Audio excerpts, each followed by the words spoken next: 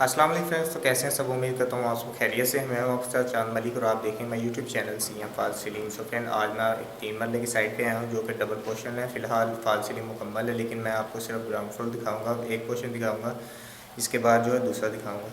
तो ये आप देख सकते हैं, ये गिराज है, ठीक है। और ये इसका डिज़ाइन है।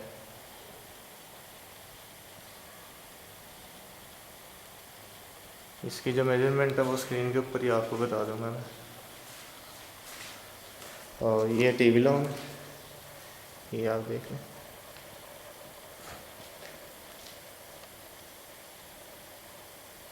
इसकी पैमाइश भी आपको स्क्रीन के ऊपर ही मिल जाएगी। ये 7 सीढ़ियाँ और ये किचन है और ये एक बेडरूम है। इसमें लाइट नहीं है, थोड़ी सी लाइट कम है, तो इसकी पैमाइश भी आपको स्क्रीन के ऊपर मिल जाएगी। उम्मीद करता हूँ ये डिज़ाइन आपको पसंद आएंगे। डिज़ाइन पसंद आए तो वीडियो को लाइक कीजिएगा, शेयर कीजिएगा। मैं मिलूँगा आपको इंशाल्लाह नेक्स्ट वीडियो में। तब तक के लिए अल्लाह हाफ़िज़।